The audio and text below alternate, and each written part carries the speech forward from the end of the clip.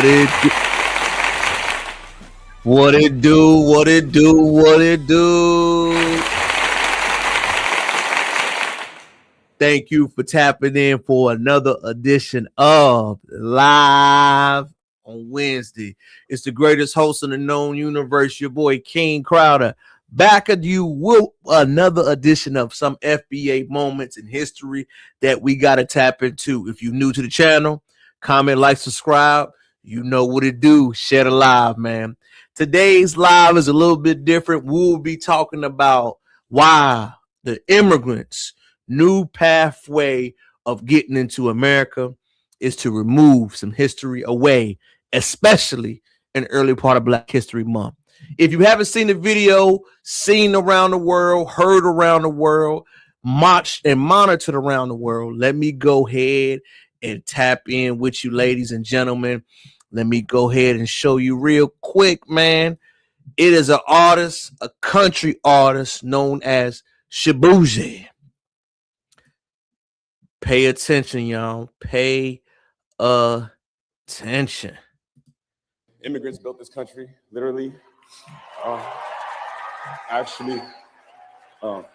So this is for them. This was said at the Grammys.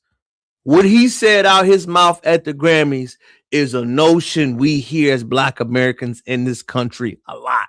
I'm going to play it for you one more time so you can make sure you hear it in full context. Immigrants built this country, literally. So this is for them, for all children of immigrants. This is also for those who came to this country in search of better opportunity to be a part of a nation that promised freedom for all and equal opportunity to everyone willing to work for it. Thank you for bringing your culture, your music, your stories, and your traditions here. You give America color. I love y'all so much. Thank you. I want y'all to think about this for a second. When somebody says the word built, that means created and it was not there. That means before they created or existed something, it was nothing. This is one thing I tell students, young men, and all brothers all the time.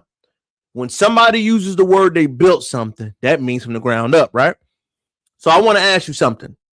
Did they build Louisiana, North Carolina, South Carolina, Georgia, Tennessee, Virginia, Arkansas, Alabama, Mississippi? If the immigrants that had this conversation, that they came to America and built it from nothing, where was the origin point? We know about Ellis Island in New York City, right? It was maintained to fill in jobs. It was not created. When something is created, that means you got to clear the land, plow the fields, remove the animals, mow the grass, filter the seeds, nourish the ground around there and others.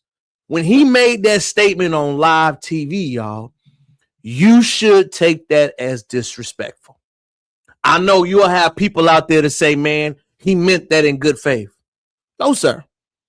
A lot of people don't understand the sleight of the hand that survivors of the chattel slavery system in America had to go through and endure. And if you don't know your personal history of your family, I highly recommend that you look into it. I'm going to give you my history level since 1750. My family worked on the Polk plantation in Mount Pleasant, Tennessee. James K. Polk was the former president who had that plantation. Claude, my 7-time grandfather on my maternal side, worked that plantation when he got his freedom. Post he got his freedom, they joined the Union Army inside of the Civil War. Civil War, post-Civil War, when the Union won, when they forced freedom from the United States government going against the South, they got the land allotments and started my family's legacy in Monroe, North Carolina.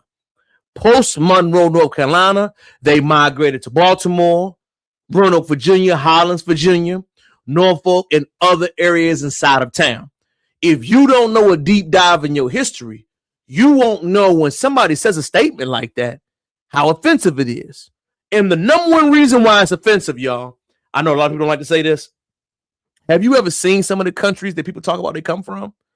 No shade, but we got to speak facts right here. We got to know if you build something, why would you go somewhere else? Black Americans built everything in America, ladies and gentlemen. You don't have to be apologetic about it. You don't have to be what it do. You don't have to be apologetic about it. You don't have to be somebody that tiptoes around that issue. No, sir. You speak truth to power with your chest.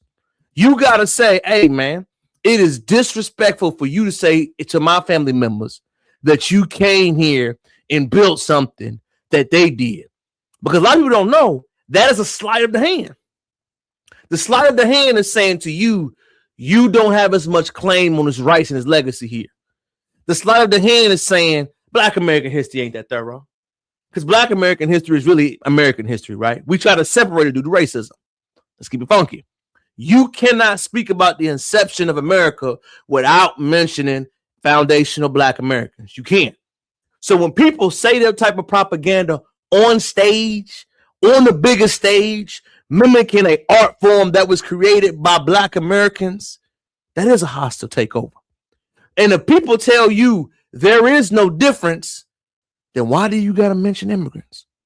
It is nothing wrong with you saying shout out to my family, right? I get it. But for you to say my family did something organic here, for you to say my family built something and developed something here, and then we go back and look at where your family laid from and what they did, we just got to look at how they responded. And no shade to Nigeria, man.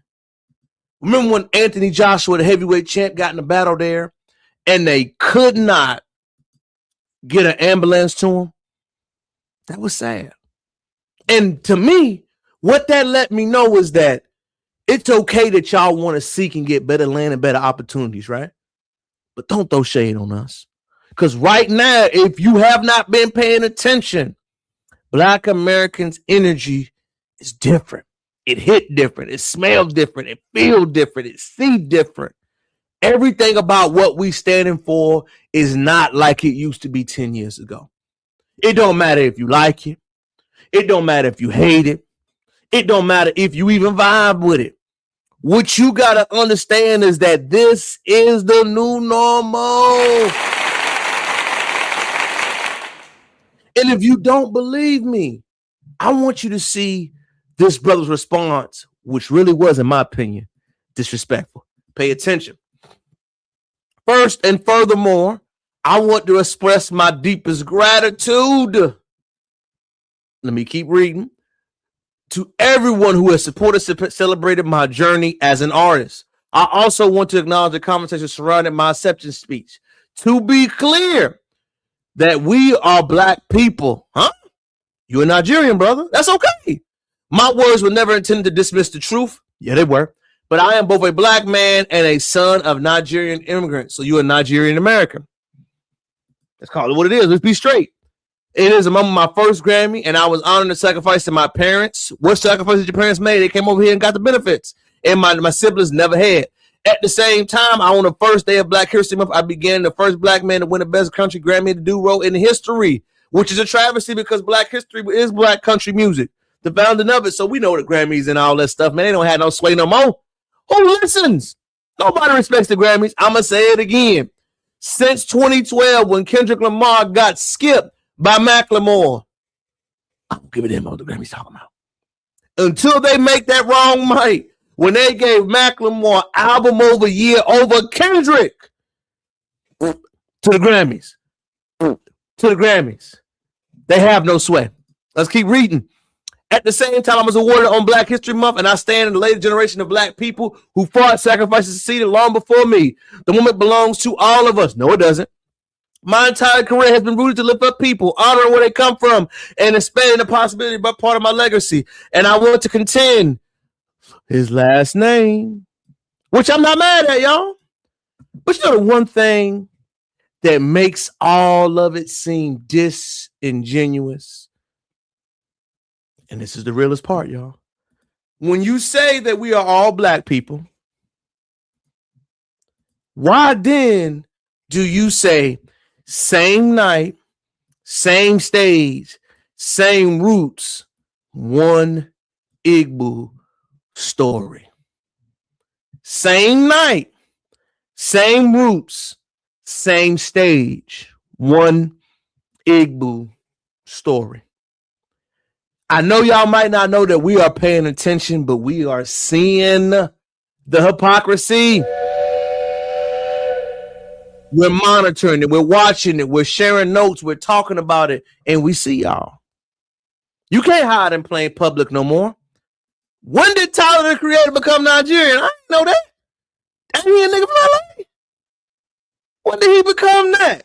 Shabuzi, I get it. This lady right here, everything she do is not good. I mean, I don't know why. But when you say we are one and we are the same, but then you get on open stage, you have platforms saying the differences, nobody will believe or respect you. So what does this mean from this moment, y'all? The apology was insincere. It was not genuine. Everything that you stand for and you try to stand on with us will be blocked. Black American energy is not changing, y'all. The energy, the movement, the talking points, the swag, the energy, it will be checked. If you have the non-FBA mentality of try to win when you win, but divide when you lose, we popping the balloons. We going on challenge. We are making sure in real time none of that shit will be tolerated. It won't. So what do you have to do? Either you have to be assimilation as far as your mindset, or you are going against the grain. The 60s, the elder generation said that we are all the same. The new Black Americans, it's a difference between you and me. And we ain't mad at it. We just acknowledging the line that's going to be there. But I got something else I want to address, y'all. This notion of immigrant bravery, it's kind of disrespectful, ain't it? Follow me. How is it brave to leave somewhere and assimilate where something is already going strong? Isn't it more brave to stand in the eyes of racism, supremacy, never live, stay on your land and build and fix it? Isn't it more brave for those Black Americans that stood in Jim Crow? Like me from that freedom town. My family stood in the South below the Mason-Dixon line. They did not migrate during the Great Migration. They stayed there. They built businesses. They grew on their own. Win, lose, or draw, we developed a community of aspirations like we see in communities all across this town. Isn't that more brave?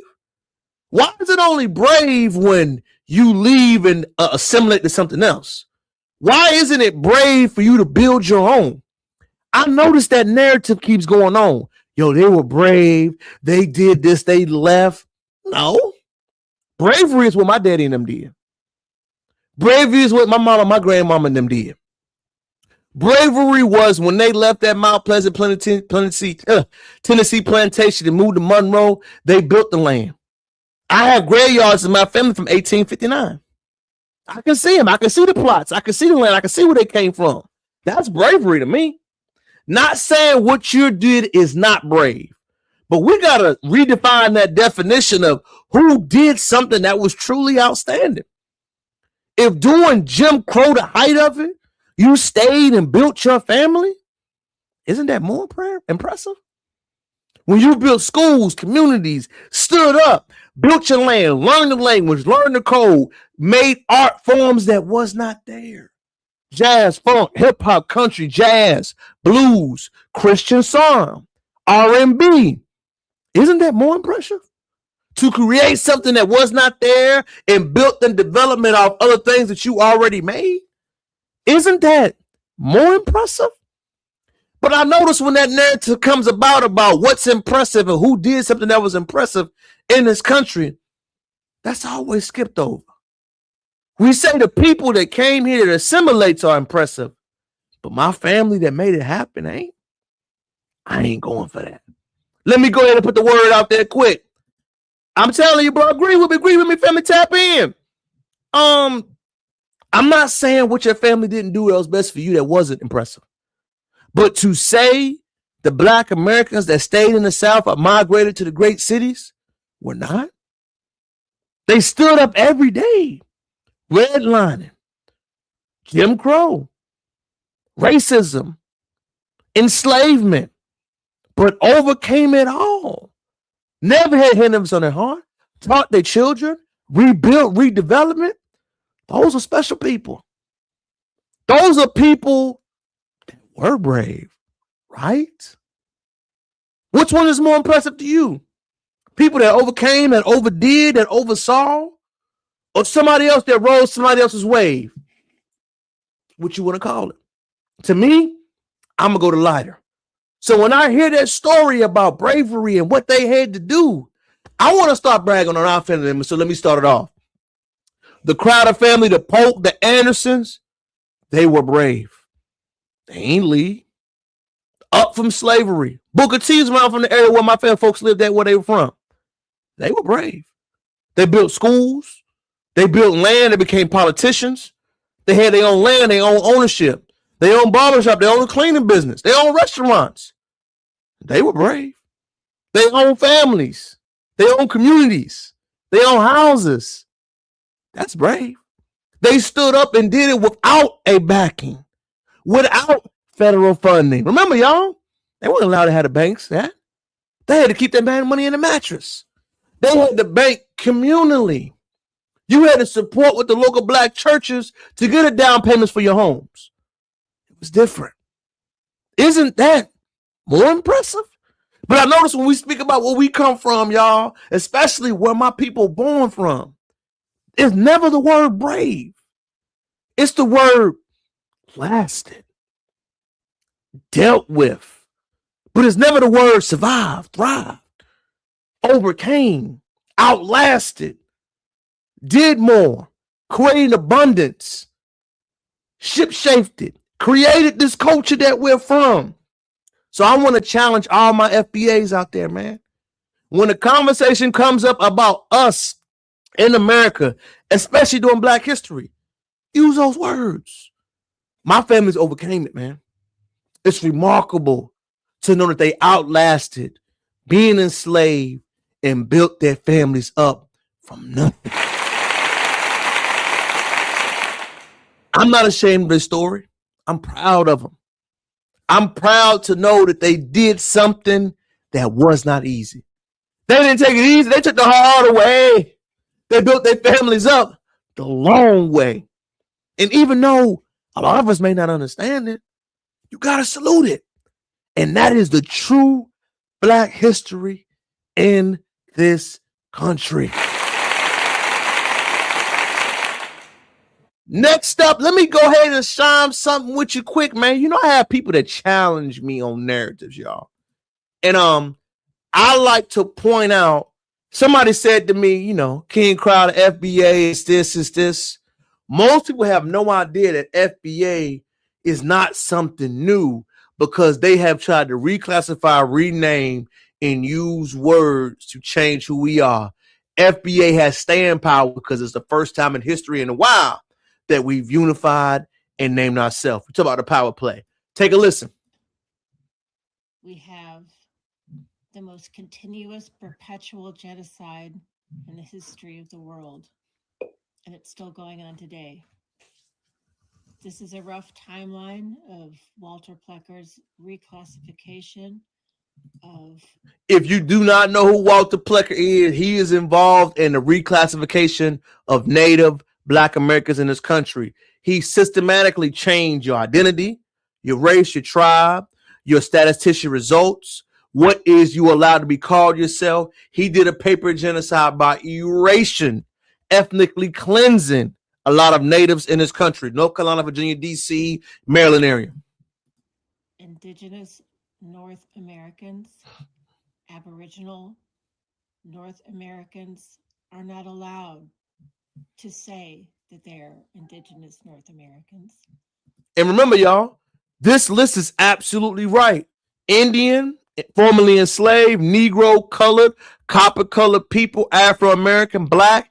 African-American was a term coined by Jason Jackson. Minority, Black, and again, they're trying to push that narrative of African-American. Remember, these words were given to you by white folk.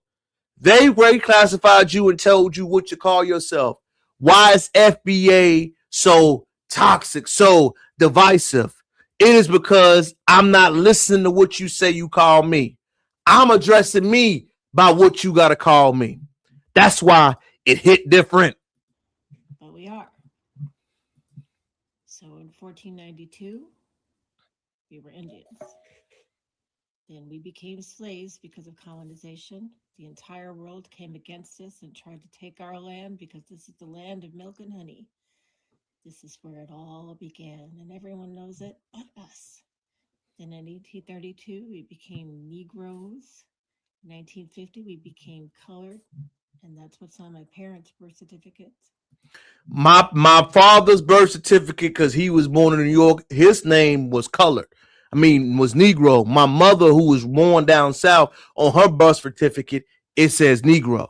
You have to know state by state how the names were changed. I meet a lot of black folks in Texas who are 65 and older, whose birth certificate says Negro, colored, and even NIGG, the other word. So depends on what region of the country you lived in.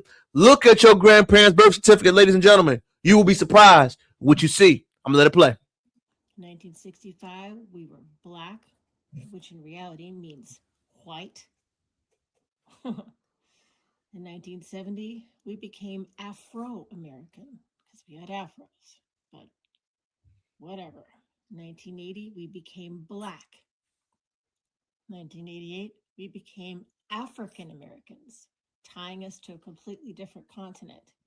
Then in 1999, we became minorities.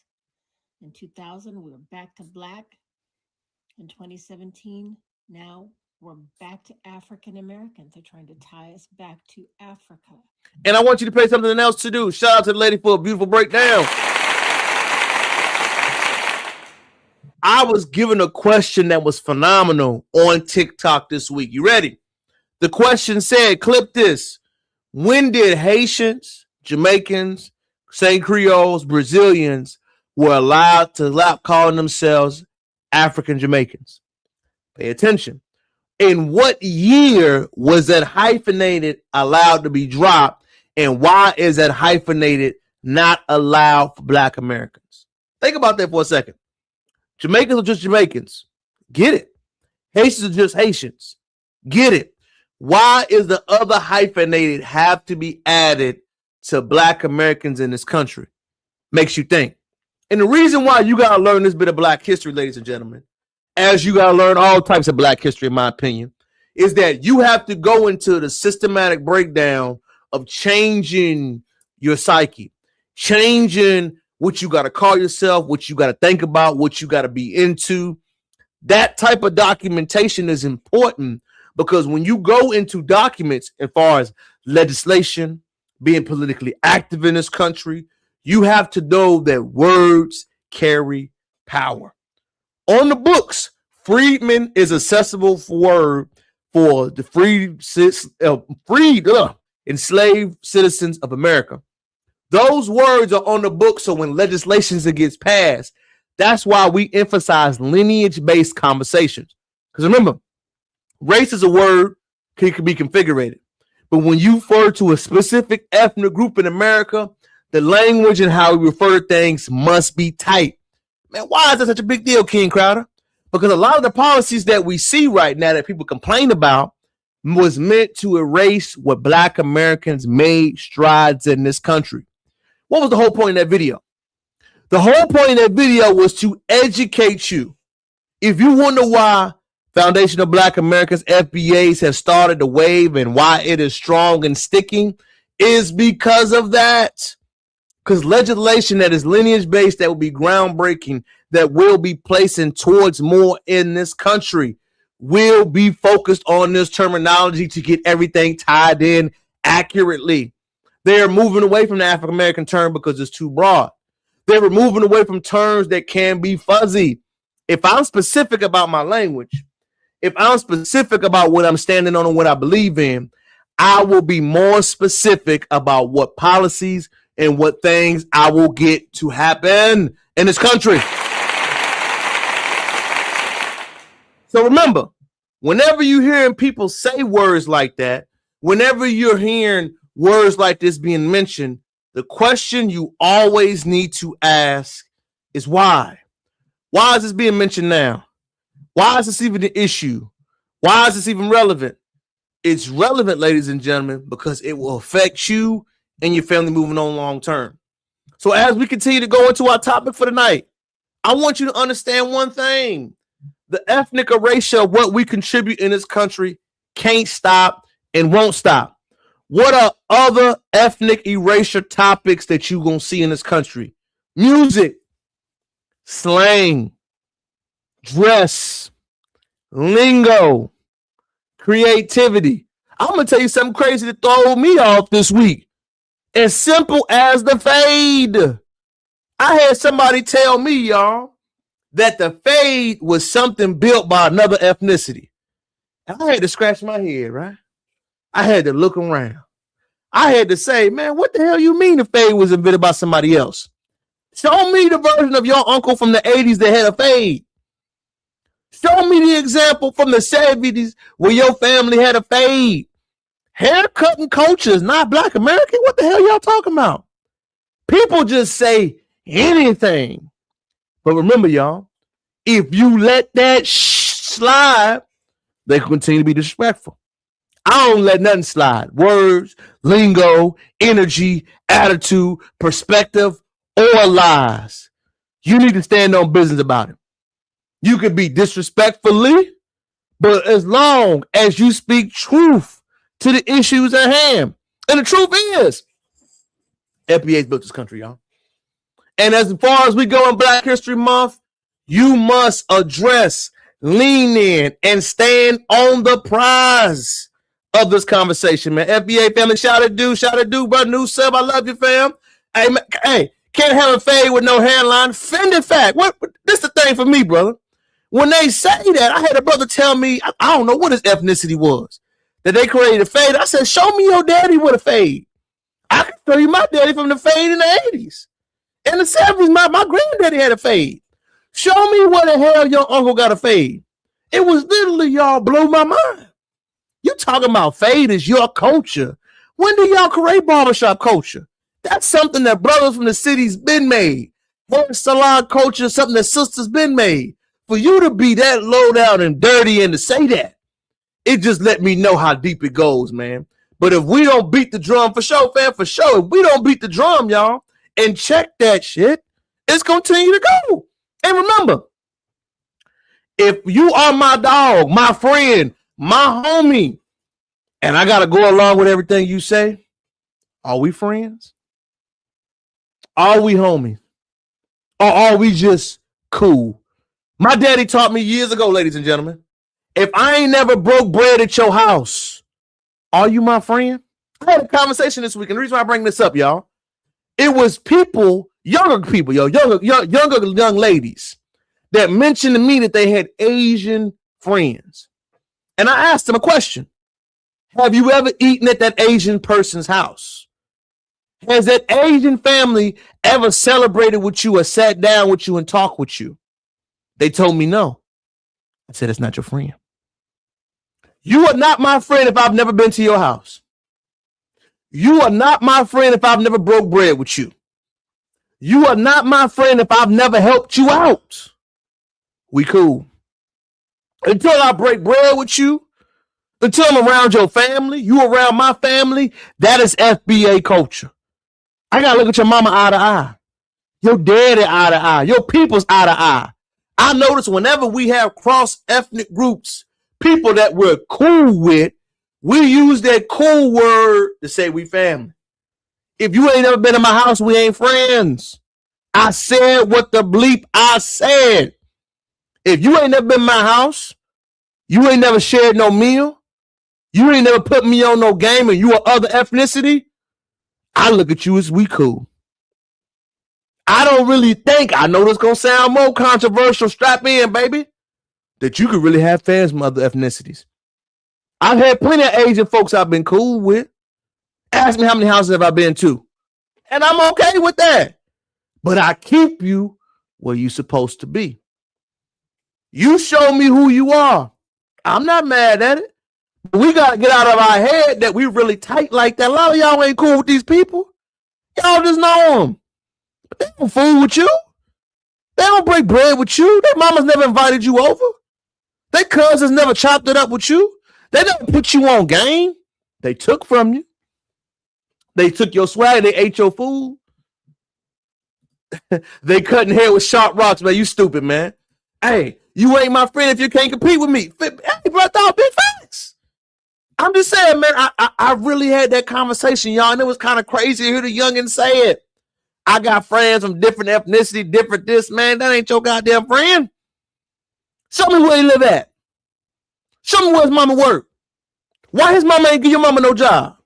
That's your friend, right? We friends, but I don't know where you live at. Man, don't you be no fool. Other ethnicities will be around you, won't help you at all. I'll go this deep, ladies and gentlemen. Who you hiring? Who you put on? Who you work with? What you read? I ask all those type of things. I look. I'm very standoffish when it comes to that. The reason why is I was taught to have cultural pride. I'm going to do everything I'm supposed to do, stand by the bar. I'm going to be a stand-up, straight-up cat. But I know there's a line there. And I'm going to acknowledge it. I ain't going to look around it. I ain't going to look up and act like I don't see it. Nah, my boy. I see what you date. I see what you live with. I see how I come when your mama speak a different language sometimes. Peep it. You ain't got to get mad. Just acknowledge it. Living in the city, y'all. I grew up in a freedom town. Living in a metropolitan city like Houston, so many brothers and sisters are so heavy from other ethnicity approval and praise, they'll accept anything. I tell them all the time, I'm cautious when I'm around you. The same way they look at you when you come in the building, I'm looking back, gripping my wallet. You hear me? Look, you might steal something. I don't know. I don't trust you just as much as you don't trust me. I don't have no friends like you, just like you don't have no friends of me. The energy must be matched. All that, they go low, we go high. Hell no. Match it, bruh. Look at them funny too. Ask them, who do you know here too? Stop trying to be friendly. The only people that's going to look out for you is the friends that you create throughout your life. And your friends and you must break bread. Don't ever let nobody lie to you. I know a lot of people in the cities, man. You absolutely work. I work in the public sector, man, all the time, family. In spite of. Exactly. Especially when they speak a language. Hey, dog, when they speak another language in front of me, I tell brothers all the time, you should never demonstrate to speak a different language in front of their mama in front of you. You should never be around people that choose to speak different languages when they choose to have conversations around you. You know why? That means they don't want you to hear it. Second question. Why don't you want me to hear it? What are you saying that you don't want me to hear? Think about that for a second. Let's lean on that point. If you don't want me to hear what you're saying, if you think the context in which I'm saying something can be offensive, are you my friend? How will you rock with me if I go a place and you speak another language in front of me? Is disrespect in another way, in another hand. The next thing I want to tap into, y'all, when they have that economic debate about Black Americans in this country, I want people to remember something, man. It's only a few ways to truly get rich quick. You want to know what they are? Number one, you don't pay nobody. If I have labor for over 400 years in this country that was working the fields of tobacco lands, and I ain't have to give you no health care, no food care, didn't feed you right, disrespect you, and got insurance on your life, I'll make a lot of money, right? If you as an individual work under me, you can't leave. I can discriminate against you. Laws are not in your favor. I can treat you inhumanely. You are my economic base. Isn't that a vital component to a country? If economically you are a resource, how are you not at the base? How are people who are a part of the base of this infrastructure in this company, in this country, not a part and build it? How are people that knew how to cultivate the land? Remember this, y'all. This is why you got no history. There was other migration movements to America that did not last. It was the Spanish. They had the Renault colony. All of these people failed. They died off. They couldn't withstand. They couldn't work the fields. But when the formerly enslaved of this country were held captive, they could work the fields. They could grow the land. They could build it. That is how the enslavement movement lasted. Remember, it was a special skill set that needed to be happening inside of the American climate. So if you were part of the economic base, you had to work, feed, and produce everybody. You had all the skill sets to make it happen. How the hell you ain't built the country? Pay attention how disrespectful it is, ladies and gentlemen. Man, my dad stare in their eye all the time. They expect me to giggle, dog.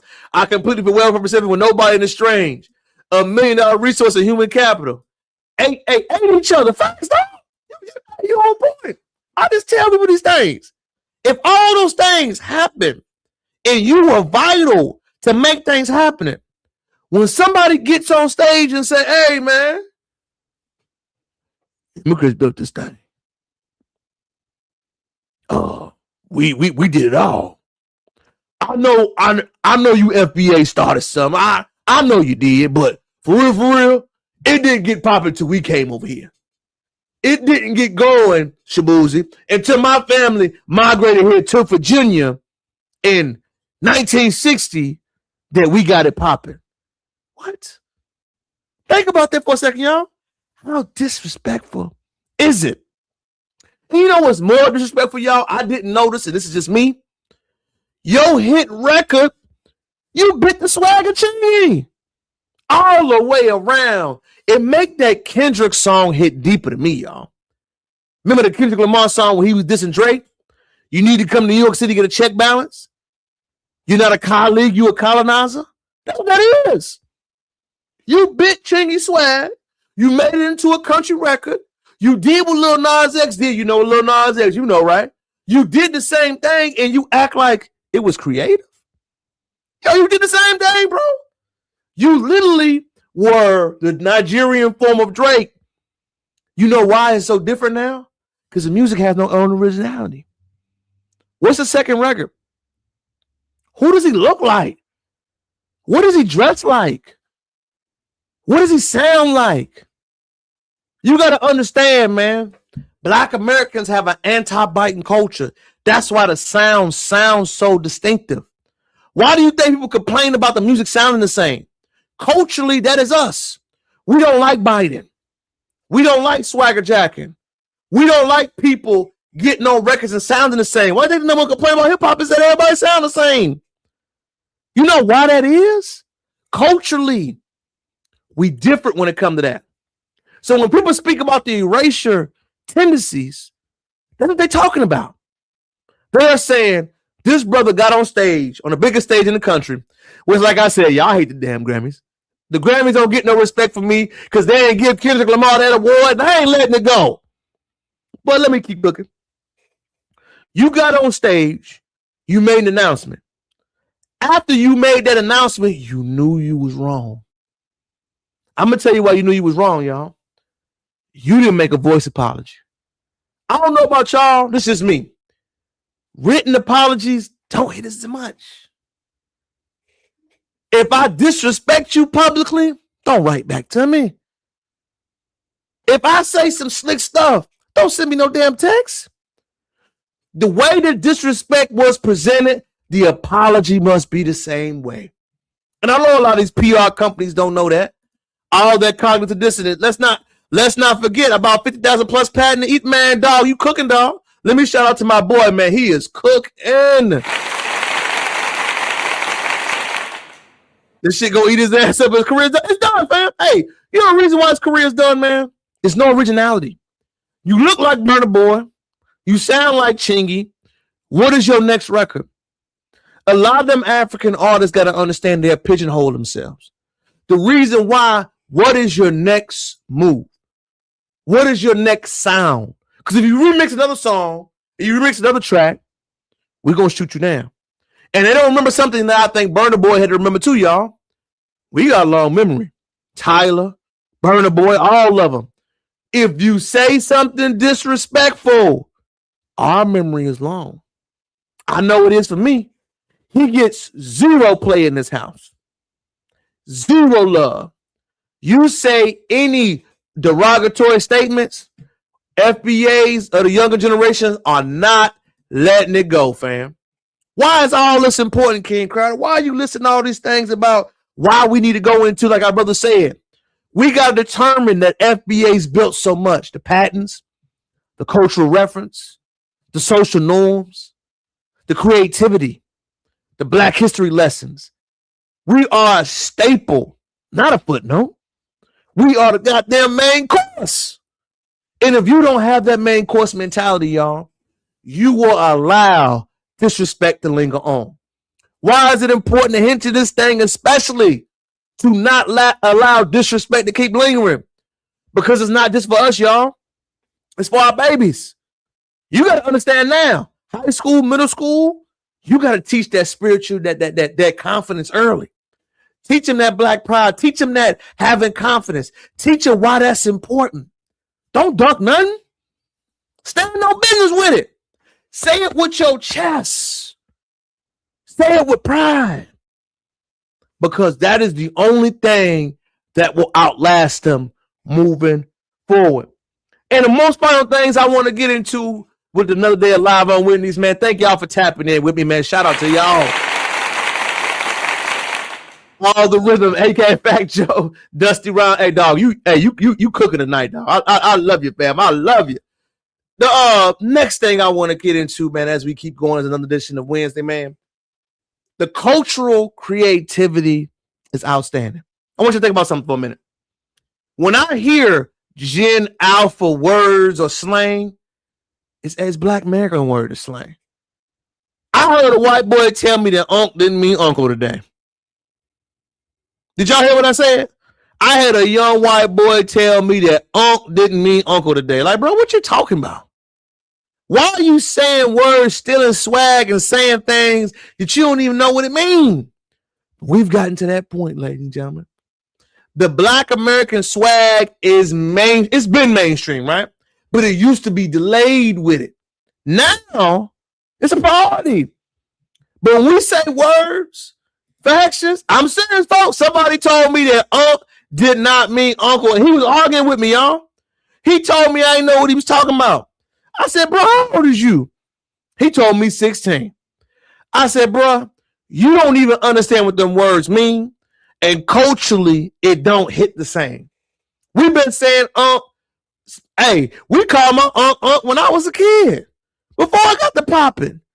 But now, y'all, because of the internet, words, slangs, and meanings move a lot more quicker. So what does that mean? You got to gatekeep it early. You got to make sure you stay on top of these words. Ain't no more jacking. Ain't no more telling me what it means. I see swag surfing every damn stadium in this country. Swag surf came out when I was in college and it was popping. It's still a popping hot record. It's a classic. It'll always be popping. But now we see everything that was going is turning to mainstream. What does that mean, FBA family? It means now more than ever, correction, code, and ethics must be understood. Number one code. Don't disagree with your brother out in public unless you know he off code. Correct? Be firm, but don't be out here explaining to nobody. Number two, if you know they are not on code with what they speak, most of the time they come from a different background. Because no FBA families have that spiritual essence of trying to disrespect another. This ain't what we do. Number three, if the words, where your family from, what's your background, offends you, you know the answer. Number four, no message is a message. Let me say it again. No message is a message. If I ask you a question and you say nothing, you answer my question. Number 5, don't be afraid of no smoke. We are not our grandparents that are nicer than we are. Tight priority gatekeepers. For facts, man. Facts. Correction on demand. On call facts, man. Hey, I stand by it now. Listen, I grew up all the time hearing my mom and them ask where you was from. You cannot come in my neighborhood and nobody know your daddy. Who your mama? Who your grandma? Where your grandma go to church to? What school you go to? What's your daddy's last name? That's something commonly happen in our community. The people that do not think it's common, they're not like us. If the words is the questioning bothers you, you're not like us, fam. There is no other way around it. There was no way me growing up not hearing that. That is a completely common thing. And if another brother or anybody says it's not, red flag. Red flag. And when you see they're off code, they are red flag, it is your duty to spread the word, fam. It is your duty. Hey, dog. Hey, bro, tell them, bro. Hey, what church your mama go to? Hey, where your daddy got from high school from? Where your mama live at? What's your last name? What's your daddy's name? All that stuff, bro. I notice a lot when people have a problem with that, they usually not tapped into the culture. So as we begin to wrap it up, man, we talk about the FBA history while we built America. We got to correct these things. And I want to come to as a quick lesson, y'all, to put in your Rolodex. To A, be acknowledged with it. To B, read and have the confidence. And C, do not be afraid to say what you got to say. No more political correctness. We are not the Obamas. If somebody says that's how we act, side eye, family. No, sir. Moving forward, millennials on down and Gen X. Lineage business. Confrontation has to be normal, not disrespect. Asking questions is a must. Qualifying yourself and checking your paperwork and your background and proving where you went is a must. There's no more you come around, we disagree with you. No, sir. Check everything. Question everything. And make sure you have a lot of reasons and discussion that you got to talk about. I want to thank all my people for tapping in with another edition with Live on Wednesday, man. It is so good to see you. I know it's a late night, but I appreciate you. You could be anywhere in the world, but you are here with me this evening. Tomorrow night, we got my agenda for real, y'all. Tap in with your boy quickly to see, wifey wearing me out. We got to figure out. We're going to drop them out of code. Also this weekend, the last bit of weekend for the raffle battle for that Munyon. I will be giving away $350 to my top follower subscriber. Check the comments in the community section. I will drop another post this Friday about it all. I will not be going live on Sunday because it is a Super Bowl party and my group BMBC. We will be throwing something, hosting something at one of the local black shops around here. So I will not be live, but I'm of course tapping in and drop more content and more information for all my people. Make sure you stay tuned. We are at War Family all day in uniform, all day, bro, all day, man. Thank my dog for tapping in with me all night. Trade day on the way, gender reveal tomorrow. Tap in for another edition of Live on Sunday. I will not be here. Make sure you call your family, check on your loved ones, and most importantly, stay on FBA code and FBA business. I'm your host, King Crowder, man. I want to thank you for tuning in with me, dog. Thank you too, Sizzle Captain, man. I appreciate you, dog. I'm going to tap back in with you for another edition of Live on Sunday. Call your friends, call your mama, check on your father, text your brothers, and remember, life is not permanent, man. Lost my brother end of 2025, so I know how important it is to check on your people. Until next time, thank you for tuning in for another edition of Live on Wednesday. Until next time, peace. Peace.